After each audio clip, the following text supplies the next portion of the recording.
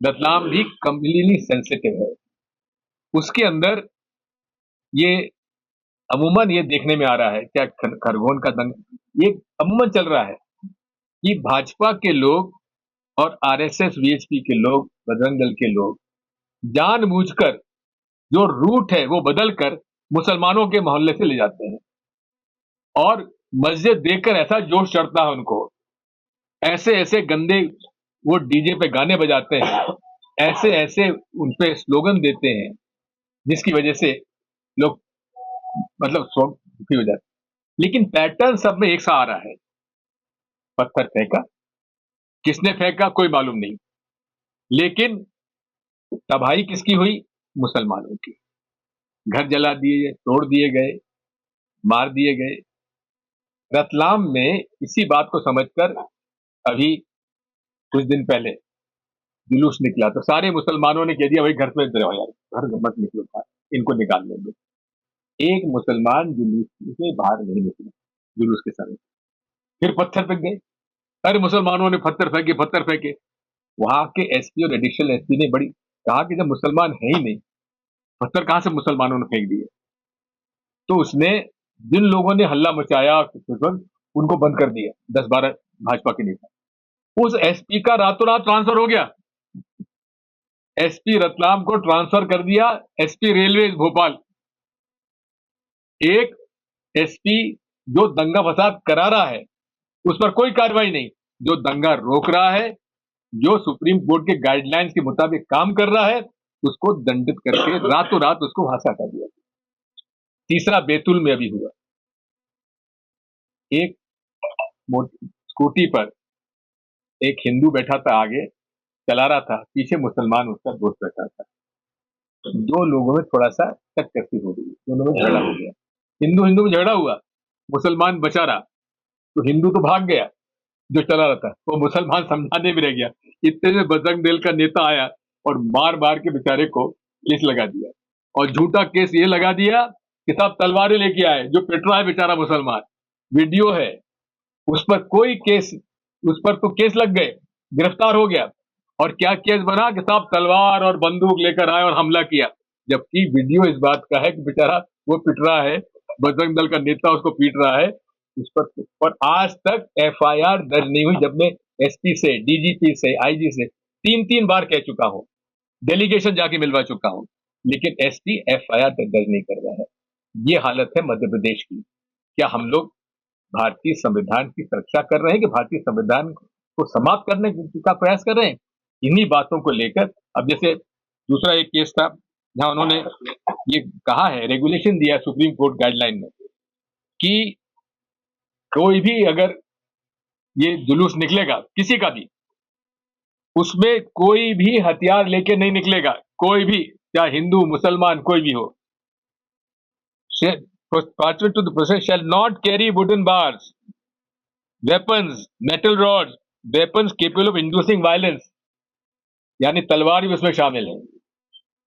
Loud speaker shall not be use, और यहां तो डीजे पे डांस हो रहे हैं, डीजे बज रहे हैं, क्या पुलिस उनको रोकती है? और रैली का रूट भी तय किया जाता है। Traffic regulation should be observe, traffic regulation होना चाहिए। इसमें कोई भी इसकी एक्टिविटी जो है, इसका पालन हमारे यहाँ हो नहीं रहा है। इसी तरह से गाइडलाइंस पालन करने की मेरी विनती थी, लेकिन 2021 को मेरी पिटीशन पर आज तक 4 साल तक जब फैसला नहीं हुआ, तो मैंने माननीय न्यायालय से कहा कि मेरी बात सुन लीजिए हुजूर, मैं तो वकील नहीं हूँ, लेकिन मेरी विनती सुन लीजिए। मैं बहुत आभारी हूँ हमारे बेंच का, जस्टिस शुक्ला, जस्टिस द्विवेदी का, उन्होंने मुझे अवसर दिया। मैंने मेरे दिल से मेरे जो उद्गार थे मैंने वो प्रस्तुत किए कि हुजूर बचा लीजिए इस देश को, संविधान को बचा लीजिए, किया है, उन्होंने खुद स्वीकार किया। जबकि ये एक इंटरव्यूनर पता नहीं कौन आ गए हैं, अपने आप को वो बहुत बड़ा इंटरव्यूनर कहते हैं, सामने समाज सेवी हूं, मैं भी राजनीतिक नेता हूँ, कोई लेना देखना देना दो, वो बीच में घुसे हुए कोई तिवारी जी है, पता नहीं कौन, मैं नहीं जानता। वो लॉयर इंटरव्यूनर नहीं है, समन है और हुआ करेगा, अभी मैं नहीं जानता। सर आज अंतिम बहस नहीं, अभी उसमें हमने एक बात और कहा है। आज मैंने एक इंटरिम एक एक एप्लीकेशन और डाली है कि साहब इसमें अभी तक तो कुछ हुआ नहीं है, इनसे स्टेटस रिपोर्ट इन्होंने दी नहीं है। मुझे तो इस बात का आश्चर्य हुआ कि एडिशनल जो एडवोकेट जनरल है उन्होंने मुझ पर आरोप लगा दिया कि दिग्विजय सिंह आतंक अपराधी व्यक्ति है, इन पर 11 केसेस हैं। तो मैंने कहा हुजूर मेरे ऊपर राजनीतिक केसेस तो है, कोई ऐसा क्रिमिनल के एक्ट में नहीं हूं जिसे किया हो। तो ये आप भारतीय जनता पार्टी के लोग संविधान का पालन करना चाहते हैं, लेकिन सुप्रीम कोर्ट की गाइडलाइन पालन नहीं करेंगे, और जो पालन कराने के लिए आवेदन देता है उसको अपराधी साबित करना चाहते हैं। ये है भारतीय जनता पार्टी और आरएसएस और विश्व हिंदू परिषद। सर इसमें अगली सुनवाई होगी या अभी आज? अब देखिए, ये तो निर्भर करता है। हमने तो कहा है इसमें स्टेटस रिपोर्ट होना चाहिए। हमारी मांग ये है कि इसमें कमेटी का गठन करना चाहिए, जिसमें चीफ सेक्रेटरी की अध्यक्षता में उसमें पीएस होम हो और डीजीपी हो, और उसमें जो पिटिशनर है वो या और कोई प्रताड़ित व्यक्ति, कोई भी प्रताड़ित व्यक्ति उस कमेटी के सामने जाकर अपना प्रतिवेदन दे, और वो कोर्ट के सामने ये क्या कार्रवाई हुई है उसका स्टेटस रिपोर्ट दे। वो प्रतिवेदन मैंने दिया है, उनका भी हियरिंग के लिए उन्होंने आगे तारीख देंगे।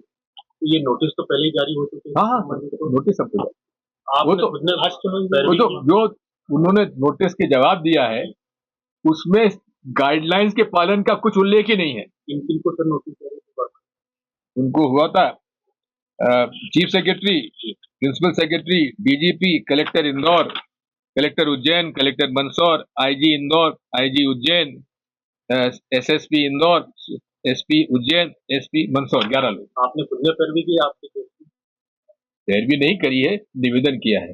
पैरवी तो वकील साहब करते हैं। वकील सर वैसा पता चला है कि आपने हिंदू मुस्लिम सिख ईसाई ऐसे वकील खड़े दिए जो मेरे पास थे मैंने खड़े कर दिए, चारों धर्मों के। सर इसके अलावा पॉलिटिकल क्वेश्चन ये था कि छोड़ो उसको।